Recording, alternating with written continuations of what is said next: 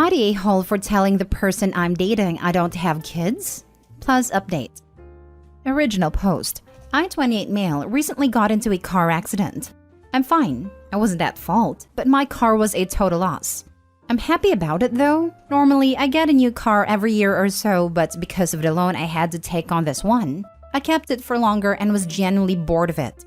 My insurance paid me out for the wreck, and with savings and the insurance money, I dropped cash on a used Ascion FRS.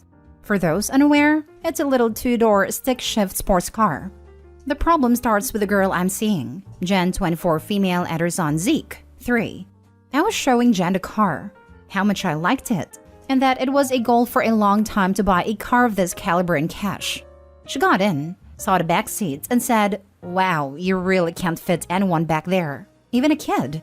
I said, "Yeah, but it's really just me driving it, so I don't need a big car. And I don't have kids, so I really didn't need to be sensible." She immediately got out of the car and asked if Zeke meant anything to me. I said Zeke was awesome. He's a great kid, but he's not mine. She asked if I was even ready for the responsibility of a kid, and I said Zeke is the only one I've spent this much time with, but I've only been dating her 4 months and have known him for 2, so I really hadn't thought of him as more than her kid. She said I was seriously immature and acting like a teenager with my stupid car and grow up. I haven't talked to her at all since that conversation, which was yesterday, but she's texted me a few times letting me know how she feels. Her brother also let me know I needed to man up and start taking things seriously. The most confusing part is she drives a Honda Pilot, a whole SUV. So if I need to shuttle Zeke around, I can use her car, and I'm never alone with him anyway. Now for the top comments before reading the update. Not the a-hole. Honestly, for a short time you all have been dating, you shouldn't have even met this kid yet, let alone be making long-term financial decisions with him in mind. I really didn't want to. I've been child-free by choice, but I really liked her, so I decided to give it a chance. She called me one night to change a tire. I showed up and a 3-year-old was staring at me. We clicked, as I have 43 cousins and a lot have kids, but it's just because he's a kid, and I would be a massive prick to be like, "Get the heck away, you little turd." You are child-free? Dude, run. I don't date parents anymore. This one wants a father for a kid. I have no problem with kids or even being a stepdad if that ever came around. I'm just not actively trying to have kids of my own. I say child-free because it's easier than explaining I've been surrounded by babies and young kids my entire life, and I'm perfectly fulfilled not having my own. But if a future paper has them/wants them, I have no issue fathering or caring for a child. No need to explain your reasons. This Looney Tune called you awful names to lecture you about adult choices. Laughable. Also, her brother can tell that baby daddy to man up, not a young kid she's known for 4 months. Bullet dodged, son. Not the a-hole. Not the a-hole. Good choice in cars. Might not be the best choice in girlfriends. Now for the update. Because I want to just get it out there, lol. The accident happened 2 weeks ago. I bought a new car on Monday, and this all happened Thursday night. After she blew up, I never replied to her texts that night. I was upset and wasn't in the headspace to calmly talk about what happened. So I smoked some weed, played GTA, and fell asleep.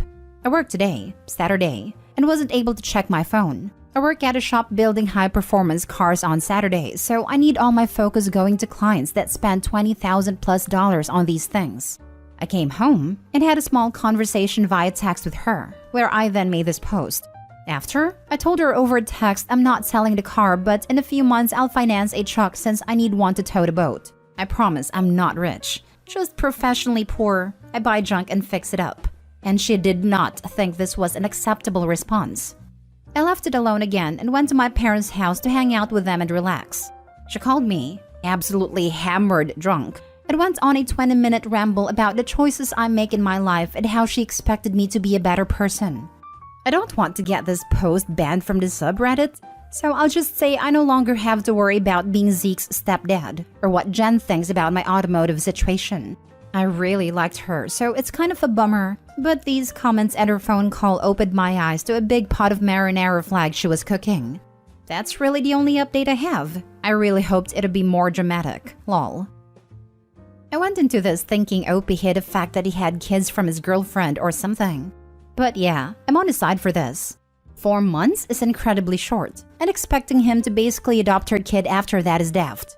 It's not like he wasn't open to it, but this is the equivalent of demanding someone marry you basically. Meeting Zeke within the first 2 months of dating says a lot.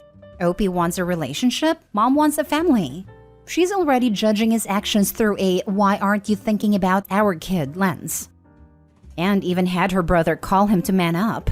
For Pete's sake, it isn't even his kid. That call should have been to the baby daddy. 4 months, and she wants him to be the daddy already? That's dodgy as hell. Glad he got out of there. I find it strange that he even met the kid after only 2 months. That's just a recipe for that child developing attachment/abandonment issues. I have single-parent friends who won't let a potential partner meet their kids for at least 6 months, and after a conversation that established boundaries and deciding to be fully committed. My mom took me on dates with her, and she let her dates try to parent me when I was an older kid, like 10 or 11. When I was younger, I never met anyone, and I would have preferred if she had continued that. She had odd taste in men. My mom took me on her first date with my stepdad. He was/is an amazing guy, and took on the role wholeheartedly. But it does bother me a little to think that he was more or less emotionally manipulated into being a dad. I guess in the end, it just makes me love him more. Now for the second story. Update. Am I the a-hole for revoking my wife's access to my car? Original post. I, 36 male, love my wife, 32 female. She is awesome and our relationship is solid, but she's a very different person than I am. I am, by nature, an organized and process-oriented person. I work as a project manager and my life is focused around structure, planning, deadlines, etc. My wife is the opposite. She's a creative type with a great career in advertising. Nothing about her life is organized. Everything is haphazard and somewhat chaotic. But this is what makes her good at her job. I understand and accept that and have done since I fell in love with her. We're different and that's a huge part of her awesomeness. She's cool and exciting and brought new things to my life. I love that. The issue.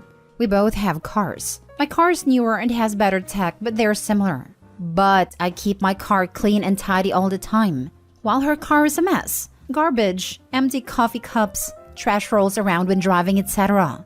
She hates dealing with it. And because my car is nicer than hers, she prefers to use my car. 3 weeks ago, she's going to a friend's place up in the woods, 5 hours drive, for a girls' weekend. I'm going out for the weekend skiing, 3.5 hours. We're both leaving at the end of work Friday. At 4 p.m., my wife is done and she leaves. Love and kisses, etc.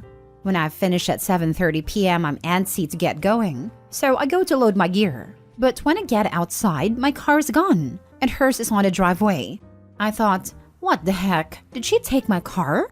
I call her and we have a fight because I'm angry. I have a ski rack on my roof, and the gear doesn't really fit in her car. But she's already 3 hours into her trip up north. I don't want to ruin her weekend by making a big deal about this, so I suck it up. There's no gas in her tank as usual, so I get gas. And as I leave the gas station, I get pulled over. I'm just freaking angry at this point. Cop asks for license and registration, which I'm already looking for and can't find. There's tons of papers and receipts, and all sorts of random things in the glove box and center console. I can't find it. Cop, I pulled you over because your license plate tags are expired. Me, this vehicle is registered to my wife's name, of previous apartment address as she hasn't updated her registration. Cop, there's also unpaid citations on this vehicle. I have to inform you that I am impounding this vehicle. The cop writes up a ticket, calls a tow truck and tows it to the pound. Since then, we have had a couple of huge fights about this. I feel that she needs to be more organized, starting with keeping her car legal. To force the issue, I have revoked my wife's usage privileges of my car until such a point that we're on more of an equal footing, and she's mad about it. I'm not prepared to budge on it until she takes care of her car situation. So give it to me straight.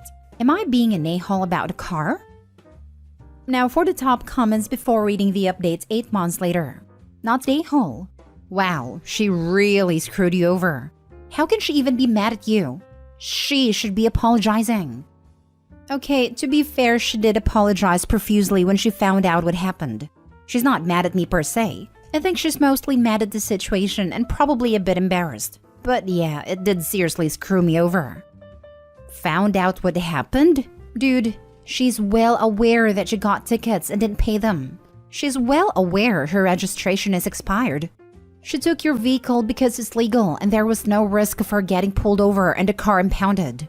She knew her car shouldn't be on the road, and she left you with it anyway. Not the a-hole. Curious as to your wife's point of view though. She took your car without asking, probably to avoid being told no. You end up missing your weekend because of her car. And she's mad because she has to use her own car now? Yep, she uses my car all the time. And I am totally fine with it because we're a team and we share everything. She says she simply didn't think about it, and I'm inclined to believe her because that's true to her character. It's not really an excuse, but she's not the type to deliberately do something secretively that she knows I will disagree with. She's pretty open and we communicate well. In this situation, she messed up, and she knows it. But it's prompted a bigger conversation between us about her being a lot, more responsible. And now for the update. Hi everyone! It's been a while and I've had a lot of requests for an update. A lot has happened in the past 8 months. This issue really opened up a huge can of worms that I am having a hard time knowing what I want to do moving forward with. Bear with me, this is long. So here's what happened since this post. Important context, we never joined our finances.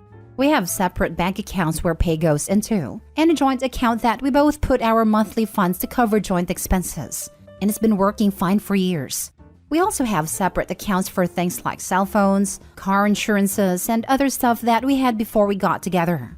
Retrieval of her car. 1. I've never had a car towed before, so didn't really know what to do. And holy smokes, this was a complete crap show. I called the number for the impound lot, and they informed me that before I could get the car back, we needed to pay off all the citations, get the car compliant, etc. Of course, the DMV doesn't open till Monday, so I'm without car all weekend. 2. Monday. We got into the DMV to sort this out. I find out that there are 47 unpaid tickets for my wife's car, going back for almost 2 years, which cost over $1,500 to clear out. I was dumbfounded. I almost exploded and asked what the heck is going on here. And she basically started crying, saying she knew it was an issue but didn't realize it was this bad. 3. She didn't have enough money to pay for the tickets because her credit card is maxed out, which was news to me too. She has a $10,000 credit limit on her card, so I paid it off. 4. Then we tried to change her registration from her old address to our address, which prompted a whole other issue. Her insurance has lapsed. I didn't know this either. So we had to get on with her insurance company to get that sorted out. While going through this process, I discovered that her premium was literally 4 times more than mine, and they insisted on a full payment upfront for the 12-month period, which was $4,800. 5. To get everything complete and a car to be released took 3 days. Then we went to the pound to get a car. $375 towing fee, plus a $90 per day storage fee, so $825 needing payment. Again, I had to pay because she couldn't afford it. We get home and I'm just fuming. This just cost me about $7,000 in a few days. Our first real fight. After we get home from picking up the car, I am just beyond frustrated and angry at this entire situation and need to have clearing of the grievances with her. This blew up over 4 hours to the biggest fight we've ever had. I thought we had fights before, but this was different. It was relationship existential. It really opened my eyes to the real issue. That being I actually don't really know who she is anymore. So many skeletons came out of the closet in this 4-hour roller coaster of emotions. Here's the highlight. Her money situation. 1. I was surprised that her credit card was maxed out its $10,000 limit. She makes great money, about $25,000 more annually than I do. So her lack of money was unexpected. Then I asked her how much debt does she have in total. At this point, I only know of the $10,000 credit card debt I learned about a few days beforehand. 2. I learned that she had 6 credit cards. All of them are basically maxed out. Total credit card debt is $24,000, all with high interest. 3. She also had 3 store cards all maxed out. Total scorecard debt is $2,500. 4. I also learned she had a line of credit for $18,000, also maxed out. 5. She also owes to various friend and family members, about $8,000. 6. Her total debt is $52,000. 7. She makes the monthly minimum payments only, on everything. At this point, I am shocked and reeling. I can't believe it. I feel physically sick. I didn't know about any of this, and I'm at a loss as to why I don't know. I don't even know who she is anymore. We've been married 2 years, together for 5.5 years. When we moved from dating to a relationship, we had a pretty big talk about core values and what was important to be aligned on before getting really involved. Obviously, things like being exclusive are key, but I also said that financial security and being debt-free are very important to me. I made some stupid decisions in my early 20s that hurt me financially, and I had to work hard to get out from under that. I said I have 3 pillars that I wanted to build a future with her on. These were deal breakers. If she's not 100% on board, then we shouldn't continue dating because I was falling in love and I didn't want to go further unless there was a future. 1. Cheating in any form is a deal breaker. 2. Financial irresponsibility is a deal breaker. 3. Family. I want to have kids.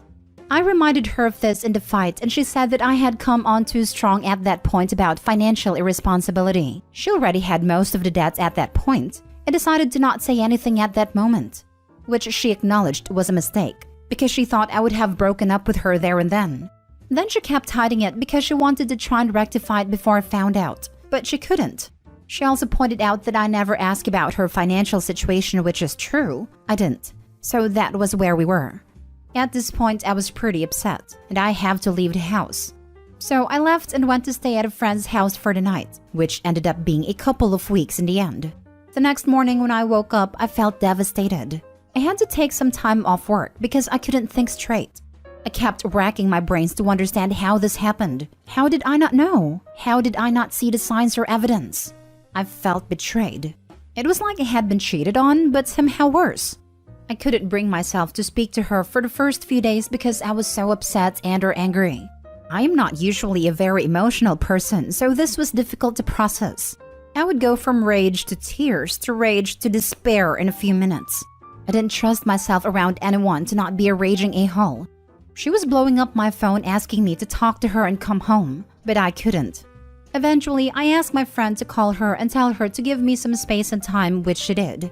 But later on that day, I had her brother and both parents also reach out to me to see if they could speak. I politely declined and said I need time.